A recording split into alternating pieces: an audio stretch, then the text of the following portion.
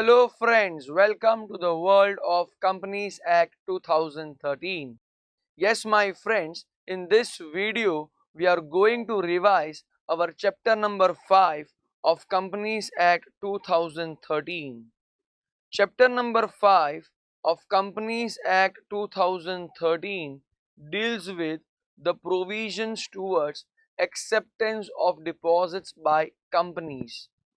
Yes, chapter number 5 has covered the provisions from section number 73 up to section number 76A of Companies Act 2013.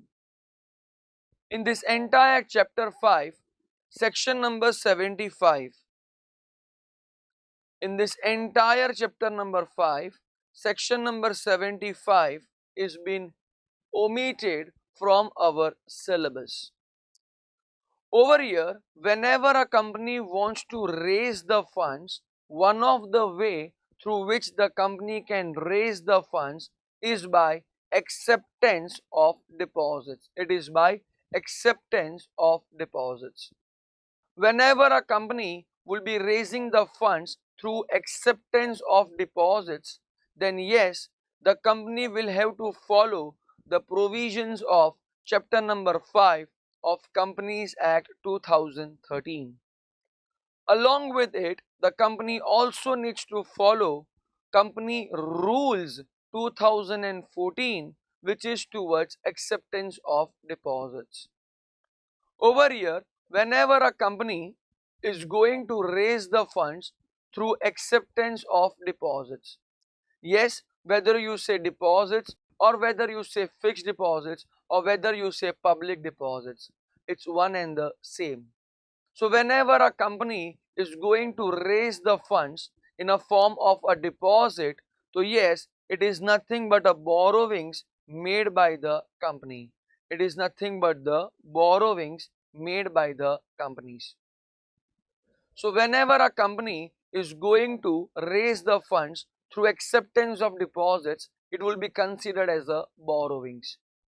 Over here, such borrowings can either be secured or it can even be unsecured in nature.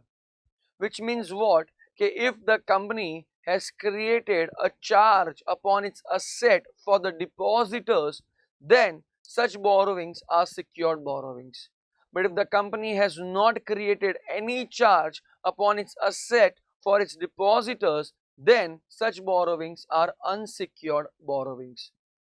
Over here, in this entire chapter, section number 73 and section number 76. In this entire chapter, section number 73 and section number 76, along with companies' rules towards acceptance of deposits.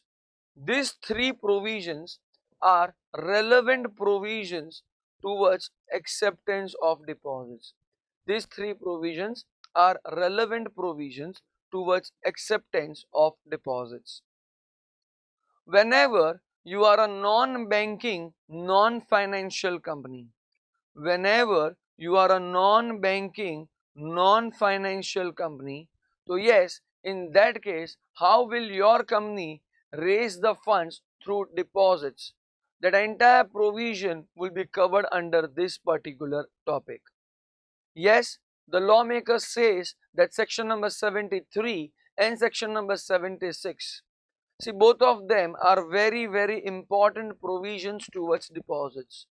However, section number 73 and section number 76, section number 73 and section number 76, both of these provisions are not applicable upon a banking company, upon an NBFC, upon a housing finance company and all such other class of companies which are being notified by central government from time to time, which are being notified by central government from time to time.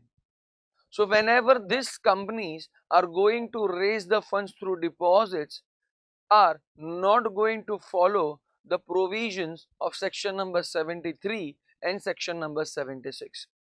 In fact, whenever these companies are going to accept deposits, they will be following their own norms. They will be following their own rules and regulations.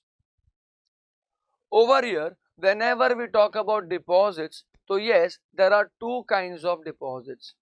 The very first being section number 73 and the second being section number 76. Section number 73, acceptance of deposits from members. Actually, the provision is prohibition of acceptance of deposits from public. Yes, your company will be prohibited to accept deposits from public, which means your company can accept deposits from members. Sir, which company can accept deposits from members?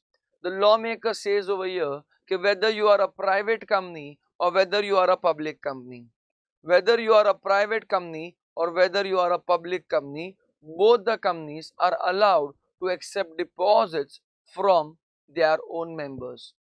If you are accepting deposits from your own members, then in that case your members will be having a dual capacity. They will be considered as a member, and yes, being a deposit holder, they will also be considered as the creditor of the company. However, section number 76 says that a company can accept deposits from public at large. Which company can accept deposits from public at large? The lawmaker says that only and only an eligible public company, only and only an eligible public company can accept deposits from public at large. What do you mean by eligible companies? We are going to understand that particular part in our section number 76. So let us first begin our journey towards section number 73, which says about acceptance of deposits from members.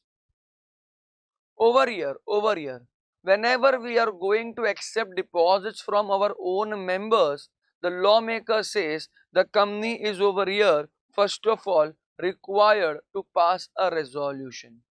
Yes, the company requires to pass a resolution, for which the company requires to call a proper general meeting for its member. In that case, the company will have to give an explanation to its members that for what reasons the funds are getting accepted. What is the object of raising the funds through deposits? For what tenure the money will be accepted in the form of deposit? What will be the rate of interest the company will be providing to its deposit holders? Whether they will be secured or whether they will be unsecured, all such necessary details the company needs to first explain to their members. Then only if the member passes a resolution, the company will be allowed to accept deposits from its own members. Over here, whenever the company is going to repay those deposits, whenever the company is going to repay back those deposits, then the company shall repay the deposits along with interest, So every deposit accepted by a company, will always and always be repaid along with interest. So whenever in your life, if you are going to invest your money in a company in a form of a deposit, so in that case, the company where you have invested your money, that company will repay back your money to you along with interest, which will be at fixed rate. What will be the rate of interest? That will already been communicated to you through terms and conditions of an agreement. Yes, whenever the company fails to repay back the deposits, then the depositors can raise a complaint to the tribunal. Yes, the concerned depositors can directly make an application to the tribunal and raise a complaint against the company. That the following company had accepted our money in a form of deposit, but now the company has failed to either repay the principal amount or interest or both. Once the tribunal gets such kind of a complaint against the company, the tribunal shall give a direction, the tribunal shall give an order and ask the company to pay its depositors forthwith.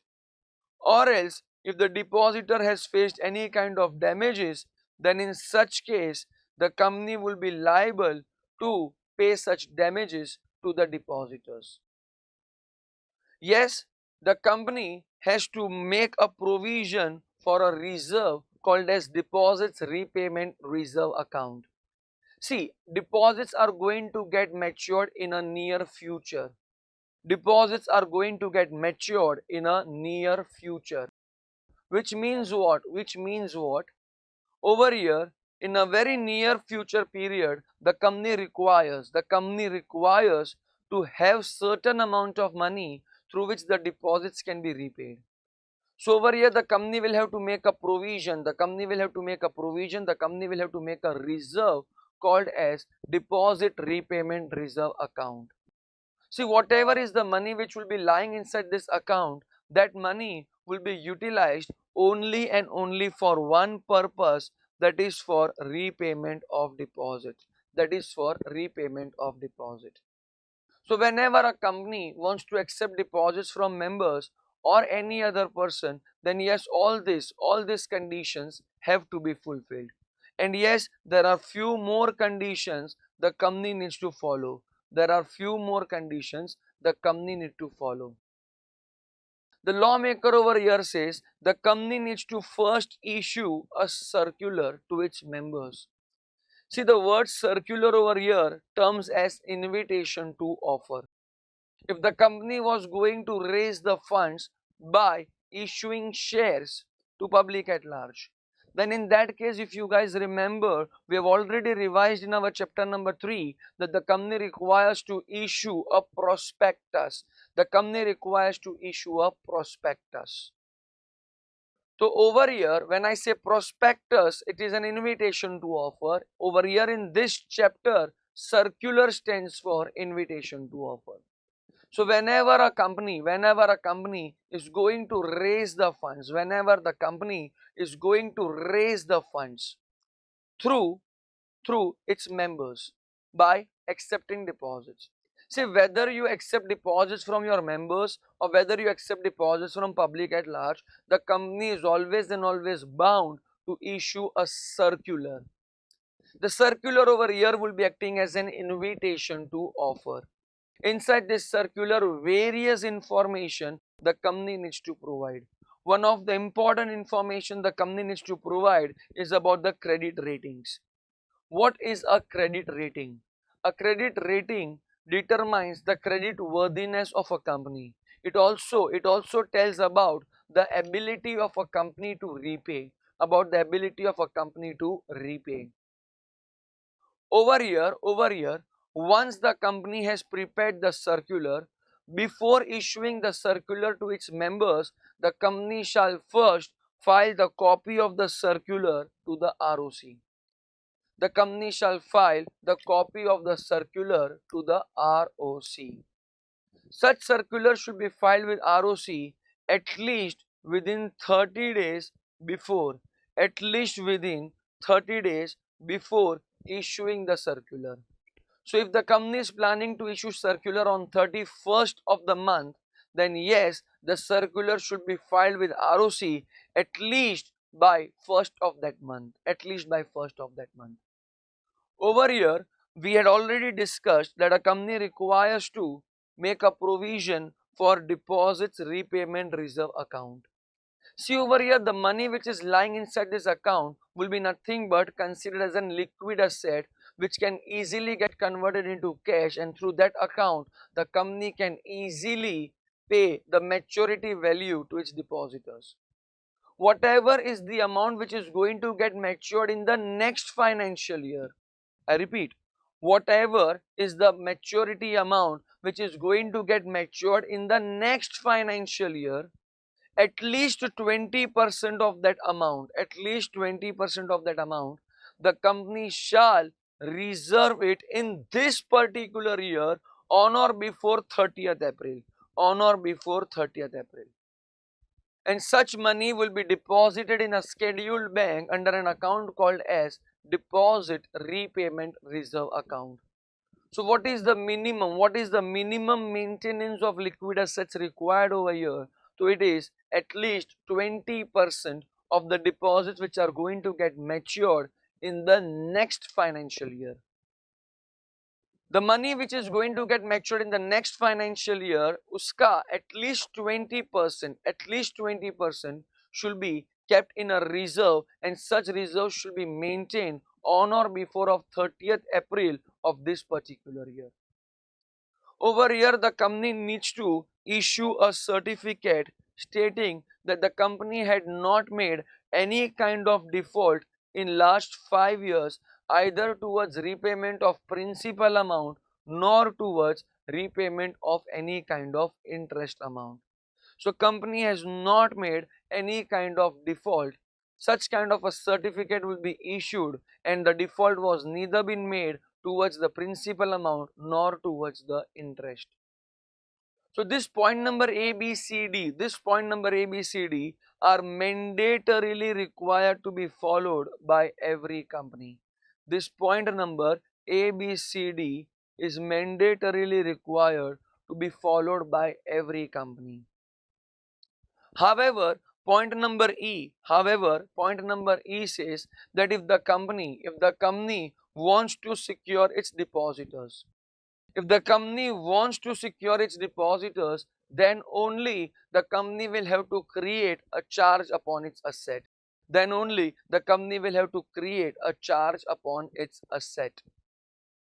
However, if the company would like to keep their depositors as unsecured, then the company needs to specify the same in their circular. However, the above provisions, that is point number A, B, C, D, shall not be applicable to a private company. The above provisions of point number A, B, C, D shall not be applicable to a private company. Sir, which private companies will be having such type of an exception? The lawmaker says any private company which satisfies any one of the given three conditions. If any one of the given three condition, gets fulfilled, and if you are a private company, so yes, you won't be required to fulfill the provisions of point number A, B, C, D, which was there in our previous slide, If you are a private company and you are accepting deposits from members, which is up to 100% of the net worth, then yes, your private company will be exempted from fulfilling the provisions of point number A, B, C, D. But yes, your private company needs to provide the details of money accepted through deposits to ROC. Whatever is the money the company had accepted, those details the company needs to provide it to the ROC. Or else the second reason says that if you are a private company which is a startup company, and till now 5 years have not been elapsed from your date of incorporation.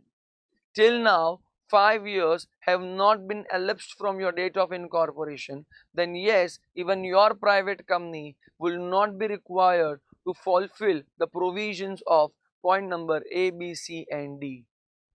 Or else you are a private company which fulfills all the given three conditions.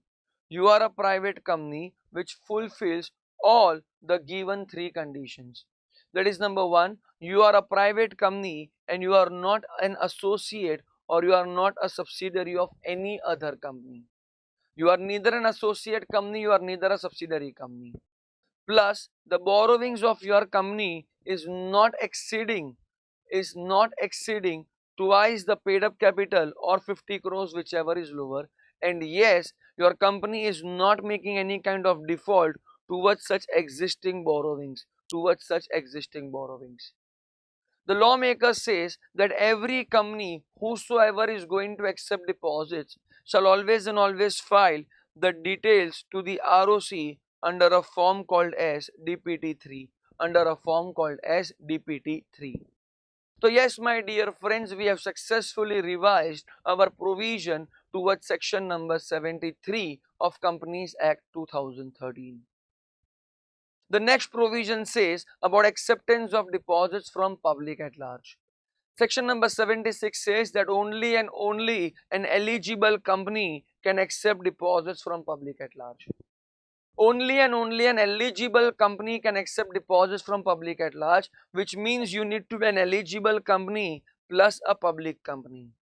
Sir, if a private company is eligible, can they accept deposits from public at large? No, because a private company is being prohibited to accept deposits from public at large. So only and only if you are a public company and you are eligible to accept deposits, then only you can accept deposits from public at large. What do you mean by eligible company? The lawmaker says the net worth is greater than equal to 100 crores or the turnover is greater than equal to 500 crores. So only and only if you are an eligible public company, you are allowed to accept deposits from public at large. For that reason, your company needs to first call a general meeting and pass a special resolution. Only when a special resolution will have get passed, only when a special resolution would have got passed, then only your company can accept deposits from public at large.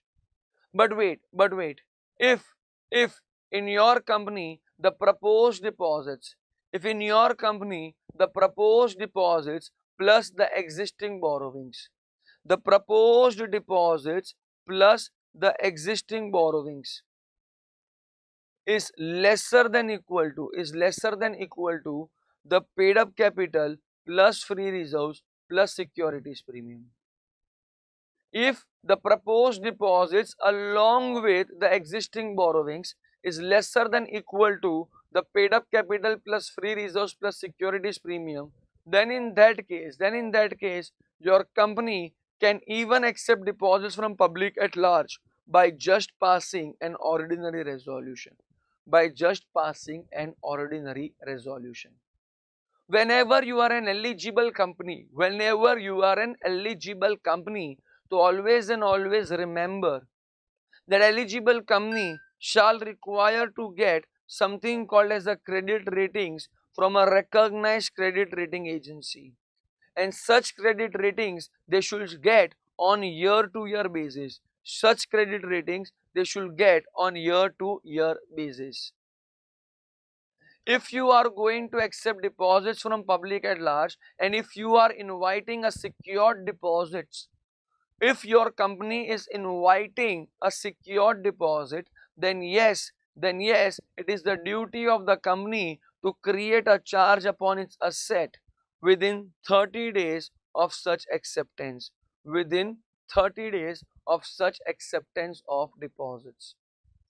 So yes, my dear friends, we have successfully completed the provision of section number 73 as well as section number 76. So let us begin the next provision, that is section number 74. Section number 74 says about repayment of deposits which were being accepted before the commencement of Companies Act 2013. Which means if your company has accepted a deposit as per the previous Companies Act 1956, if the company had accepted the deposits under the old law, that is under the Companies Act 1956, and such deposits are yet to get matured, and in meantime Companies Act 2013 got introduced, then all such deposits which were being accepted before the commencement of this act should be repaid. The lawmaker says, first of all, the company requires to file a statement about such deposits to the ROC within a period of 3 months from the commencement of this act. In fact, all such deposits shall be repaid within 3 years from the commencement of this act or the actual date of repayment, whichever is earlier. However, if your company is going for renewal of such deposits, then the renewal should be done as per the provisions of chapter number 5 of this act, that is Companies Act 2013. If your company is not in a position to repay such deposits and your company wants some kind of extension of time limit, then yes, the company has to make an application to the tribunal. The company is required to make an application to the tribunal, wherein tribunal, after considering the financial consideration, after considering the financial condition of your company, only after considering the financial condition of your company, the tribunal might allow the company some kind of extensions. The tribunal might allow a company some kind of further time limits. If any of the provision of section number 74 is been contravened, if any of the provision of section number 74 is been contravened, then in that case, the company as well as the officer in default, then in that case the company as well as the officer in default shall be punishable. The company will be punished by asking to pay a penalty of minimum 1 crore, maximum 10 crores. Officer in default will be asked to pay a minimum penalty of 25 lakhs, maximum 2 crores, or else the officer in default can be sent for an imprisonment up to 7 years, or there can be both the things, Over here, the last provision of this chapter is section number 76A. Section number 76A says that whenever a company contravenes any of the provision of section 73 or section number 76. See, what is section number 73? Section number 73 deals with prohibition on acceptance of deposits from public at large, which means a company is allowed to accept deposits from its members, for which certain terms and conditions are required to be followed, which we have already revised in our section number 73. If any of those conditions are been contravened,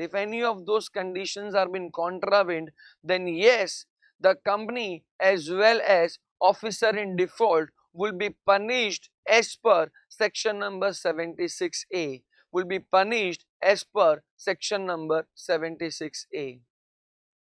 Section number 76 says about acceptance of deposits from public at large, for which also there were certain conditions which were required to be followed. If the company contravenes any of those provisions, then yes, the company along with officer in default would be punished as per section number 76A. What is the punishment over here? The lawmaker says that the company will be punished with a penalty of minimum 1 crore, or twice the amount which was been accepted as deposit, whichever is lower. Either 1 crore or twice the amount of deposit accepted, whichever is lower. That is the minimum penalty. The maximum penalty can be of up to 10 crores. The maximum penalty can be of up to 10 crores.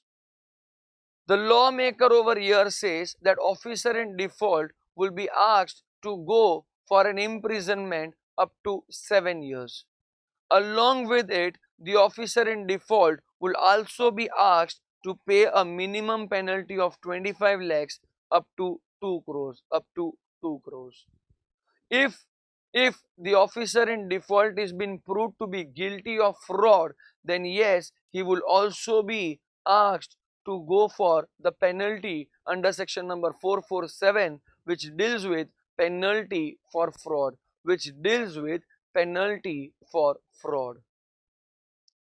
So yes, my dear friends, we have successfully revised our entire provision of this chapter called as chapter number 5 of Companies Act 2013. Yes, my dear friends, let us move on towards the next part of this chapter, that is about the rules for acceptance of deposits.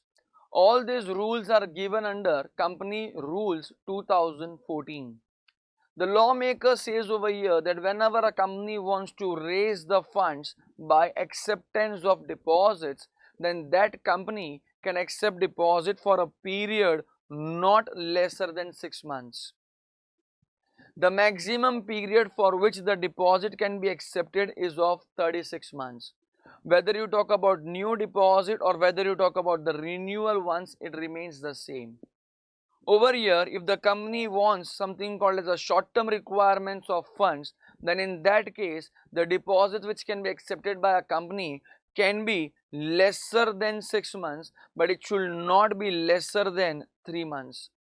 The maximum amount under which the company can go for a short-term deposit, it is 10% of its paid up capital plus free reserves plus securities premium. Over here, one single deposit receipt can be jointly held by maximum 3 depositors. So just like our joint shareholders, we have got joint depositors wherein it cannot be exceeding 3 in one deposit receipt. The next rule says about the ceiling limits for acceptance of deposits. The ceiling limits for acceptance of deposits. See, the ceiling limits will differ from company to company. If you are a company which is an eligible company, if you are a company which is an eligible company, then yes, you can accept deposits from members as well as public at large. The maximum amount an eligible company can accept deposits from their own members, it is 10% of paid up capital plus free reserves plus securities premium. The maximum amount of deposit a company can accept from public at large, wherein the company is an eligible company, it will be 25% of paid up capital plus free reserves plus securities premium. Over here, the lawmaker says that if you are a company which is other than eligible company, if you are a company which is other than eligible company, then yes, your company can accept deposits from members, wherein the maximum limit permissible is 35% of paid up capital plus free reserves plus securities premium. Over here, if you are a company which is a government company and which is eligible in nature, if you are a company which is government company and yes, you are eligible in nature, then yes, your company can accept deposit up to 35% of paid up capital plus free reserves plus securities premium. So the ceiling limits for acceptance of deposits will be changing from company to company. Depending upon a type of a company, the eligibility goes on changing. Over here, the lawmaker says that if you are a company which is a specified IFSC public company, if you are a company which is a specified IFSC public company, and if you are going to accept deposits only and only from your members, then yes, the limit for you is 100% of paid up capital plus free reserves plus securities premium. The last company over here left out is a private company. See, whenever you are a private company, then yes, your private company can accept deposits only and only from members, wherein the ceiling limit is 100% of paid up capital plus free reserves plus securities premium. However, the lawmaker says that if you are a private company which is a startup company, you are a private company which is a startup company, or else you are a private company which is neither an associate company nor a subsidiary company, and your borrowings is lesser than twice the paid up capital or 50 crores, whichever is lower, and there is no subsisting default upon such borrowings. then for you guys the limit will be prescribed by central government. For you guys the limit will be prescribed by central government. Central government will decide that what should be the limit for such private company in order to accept deposits. Okay. The next rule over here is upon the ceiling limits for the rate of interest and brokerages. A company is not allowed to provide rate of interest which is greater than the limits prescribed by RBI for NBFCs. Similar way even for the brokerages. The lawmaker says over here that once the circular is been issued, and the deposits are been accepted, then the company is not allowed to alter any kind of terms and conditions either inside the deposit trust deed or inside the deposit insurance contract or inside the terms and conditions of the circular itself. So once the circular is been issued and the deposits are been accepted, the company is not allowed to alter any of the terms and conditions either inside the circular or inside the deposit trust deed or inside the deposit insurance contract.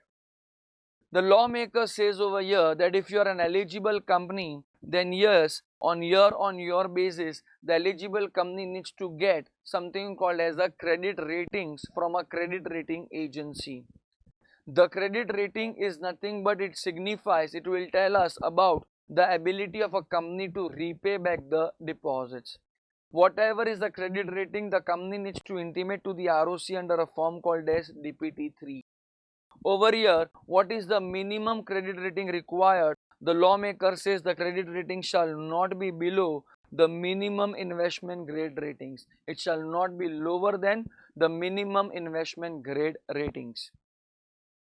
Over here, whenever your company is going to accept deposits, whether your company is other than eligible company or whether your company is an eligible company, in both the situation, the company needs to issue a circular. Yes, my dear friend, circular over here means invitation to offer. Circular over here means invitation to offer. So whether your company is a company other than eligible company, means your company is going to accept deposits only from members. Your company is going to accept deposits only from members. Okay, if your company is an eligible company, means your company can accept deposits from public at large as well as from members of the company. Before accepting the deposits, the company needs to issue an invitation to offer, that is nothing but a circular. Over here, the lawmaker says that the circular will be prepared as per form number DPT1. The circular will be issued to the members either by registered post with acknowledgement due or through speed post or even by electronic mode.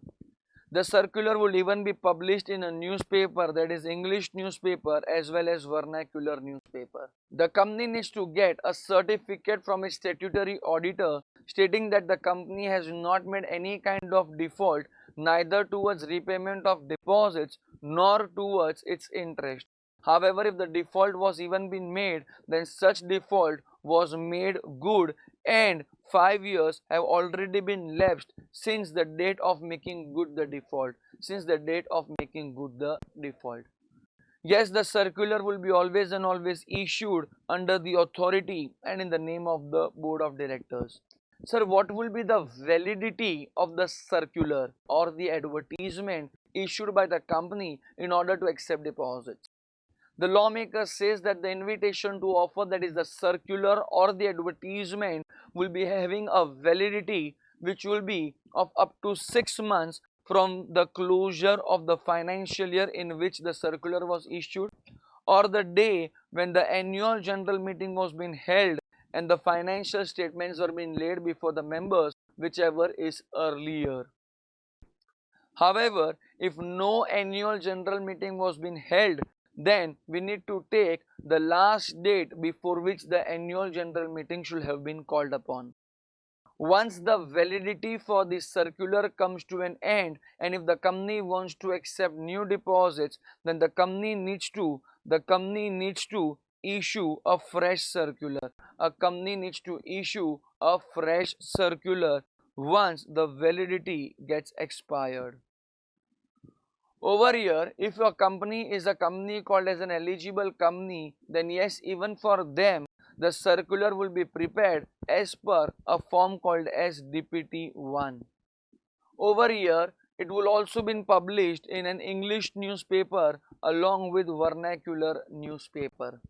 Yes, over here, the circular will also be placed upon the website of the company.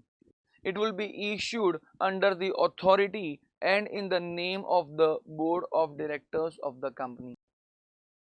Over here, the circular will have to get first filed with the ROC and later on it can be issued to public at large.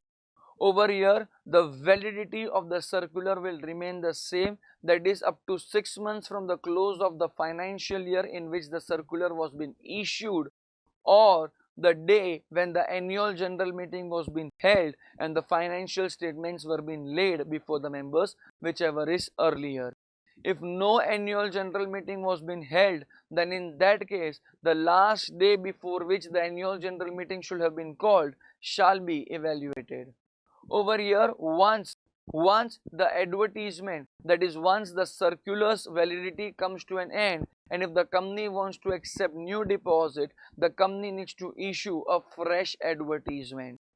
Sir, we have understood that till what time limit the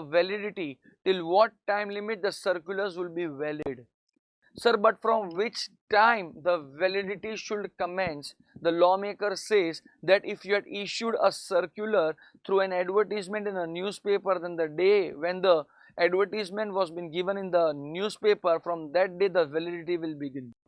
However, if you have dispatched a circular, then in that case the day when the circular was being dispatched will be considered as the effective date through which the validity had begun.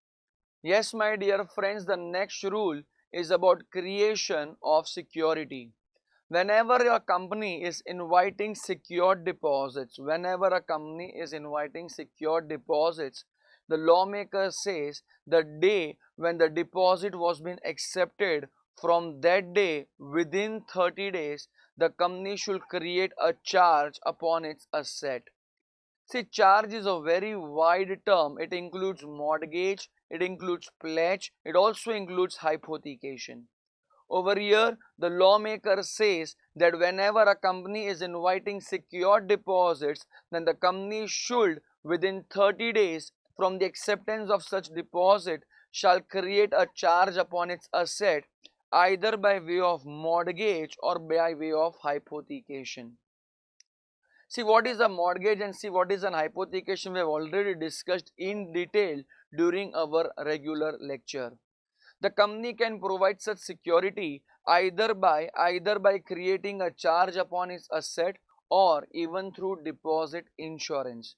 But always and always remember, the value of security provided by the company should never be lesser than the amount of deposit, that is the principal amount, along with the interest payable thereon. The next rule is about appointment of trustees for depositors. Whenever a company is going to accept a secure deposit, then in that case the company shall appoint one or more trustees for the depositors. Yes, the company shall execute a deposit trust deed in a form called as DPT-2 at least 7 days before issuing the circular. Sir, what is the function of this deposit trustee? The lawmaker says the deposit trustee will always and always protect the interest of the deposit holders. Yes, it is the duty of the deposit trustee to redress the grievances of the depositors in an effective manner. However, there are few people who are being disqualified to get appointed as a deposit trustee. Lawmaker says that if you are the director of a company, or key managerial personnel of that company, or you are an officer or an employee of either that company or its holding company or its subsidiary company or its associate company, or even if you are a deposit holder, then sorry to say you are being disqualified to get appointed as a deposit trustee. Even if you are a person who has been indebted to the company or its subsidiary company or its holding company or its associate company, then even in that case you are being disqualified to get appointed as a deposit trustee. Whenever you are having any kind of pecuniary relationship with the company, pecuniary stands for monetary. Pecuniary stands for monetary. So even in that case, you will be disqualified to get appointed as a deposit trustee. Even if you have entered into an arrangement for any kind of guarantee, then even in that case, you are being disqualified to get appointed as a deposit trustee. See, all the above mentioned people are being disqualified. In fact, any person related to the above person is also being disqualified to get appointed as a deposit trustee. The lawmaker over here says that once the deposit trustee has been appointed, you cannot remove him. You cannot remove him before the expiry of his term. You cannot remove him before the expiry of his term. But there is only one exceptional case wherein it says there is a consent of all the directors present in a board meeting, then yes, you can remove a deposit trustee even before expiry of his term. The next rule is about the application form. Whenever a company who is going to accept deposits from its depositor, then yes, the company needs to first receive an application from that intending depositor. Yes, the intending depositor will also give a declaration inside that application stating that whatever money he is investing in a company in a form of a deposit, that money is not been borrowed by him from any other person. If you are interested, then yes, a depositor can appoint a nominee at any time. So any person at any time appoint a nominee. Sir, whom can we nominate? The lawmaker says you can nominate any person at any time. Over here, the next rule is about the deposit receipt. The lawmaker says over here that whenever a company has received the money through a form called as deposit, then the day when such money was been received, then from that day within a period of 21 days the company shall issue a deposit receipt to its depositor. However, if the depositor has given a check, then the day when the check gets realized, from that day within 21 days the company shall issue a deposit receipt. If it is a case of renewal, then yes, the day when the renewal had taken place, from that day within a period of 21 days the company shall issue a deposit receipt to its depositor. Yes, the company is required to go for maintenance of liquid asset wherein at least 20% of the amount which is going to get matured in the following financial year. 20% of the amount which is going to get matured in the following financial year shall be deposited on or by 30th April of this financial year in a scheduled bank in a separate account called as deposit repayment reserve account. Whatever is the money inside this deposit repayment reserve account, that money will always and always be utilized only and only for one purpose, that is for repayment of deposits. The next rule is about register of deposit. Yes, my dear friends, the lawmaker says that the company shall maintain details of its depositors under a register called as Register of Deposits. Such register will be maintained at the registered office of the company. The various details will be given inside the register, that is about the name and address of the depositor, the details of the nominee if appointed. If the depositor is a minor, then the particulars of the guardian. Over here, deposit receipt number. Over here, what is the rate of interest, whether the depositor is secured or unsecured, etc. All such details the company shall maintain inside a register called as register of deposit. Over here, the day when the company has issued a deposit receipt, from that day within 7 days, the entry should be made inside a register called as register of deposit. The entries will be there inside such register for a period for not lesser than 8 years. For a period not lesser than 8 years. Over here, if any depositor is planning for a prematurity, then it is allowed, provided 6 months have expired from the day when he had deposited that money. Prematurity is allowed, but the company will deduct rate of interest, that is a flat rate of 1% will be deducted from the rate of interest. However, there are two situations wherein there will be a prematurity, but it won't result into reduction of rate of interest. These are the two situations wherein the rate of interest will not be reduced even if there is a premature surrender of deposit. However, if the depositor wants to, if a depositor wants to avail higher rate of interest, then in that case he can renew the deposit with the company. But in that case, the company will renew such deposit only when the depositor is renewing the term which is for a period greater than the unexpired period, which should be for a period longer than the unexpired period of the deposit. Over here, the company needs to file the details of deposits under a form called as DPT-3 with ROC, and such details should be filed on or before 30th June of every year. Whatever are the details the company is going to file with the ROC, it will be duly certified by the auditor of the company. The lawmaker says that if you are a company which is other than a private company, which means you are a public company, which means you are a public company. And if your company has received some money from the directors by way of deposit, then such things should be disclosed inside the financial statement of the company.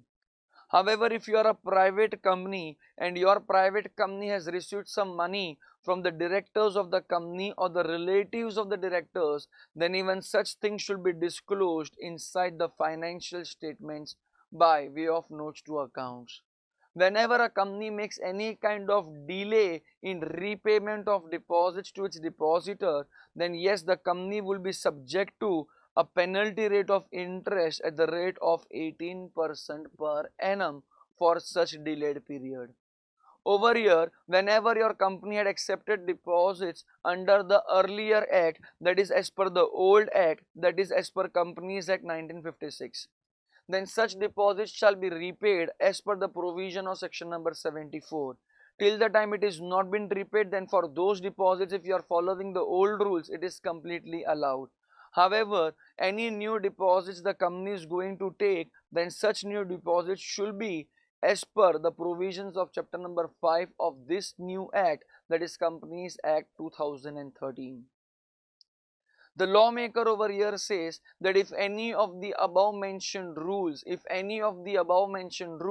gets contravened, then in that case the company along with every officer who is in default shall be punishable. That is, company as well as every officer in default shall be punishable with a fine which may extend to 5,000 rupees. However, if the default continues, then for per day rupees 500 will be additional. For per day rupees 500 will be additional. Over here, my dear friends, we have successfully completed our entire revision of deposits under Companies Act 2013 along with Company Rules 2014 for acceptance of deposit. Yes, there is a definition for the word called as deposit. However, that entire definition is given under a negative list. As per Company Rules 2014, there are various things which are to be excluded, which are not to be considered as deposit. See, the general definition of the word deposit states that any money coming inside the company is considered to be deposit. But however, there are around 18 points. There are around 18 points through which the money will come inside the company, but it won't be considered as deposits. For example, any money received through central government or state government, or any money received through a foreign government, or any money received by a company through a way of a loan, or any kind of banking facility through a bank or a financial institute, any money raised by the company through issuing commercial papers, any money the company has received through intercorporate deposits, any money the company has received through an application towards the shares of the company. However, the shares should be allotted within 60 days. If it is not allotted, then the money should be refunded within 15 days. If not allotted, then, and if not refunded, then the money will be considered as deposits. So there are various negative points through which the company will receive money, but it won't be considered as deposits. So yes, my dear friends, this was our entire revision towards the topic called as chapter number 5 of Companies Act 2013, that was deposits. Thank you so much.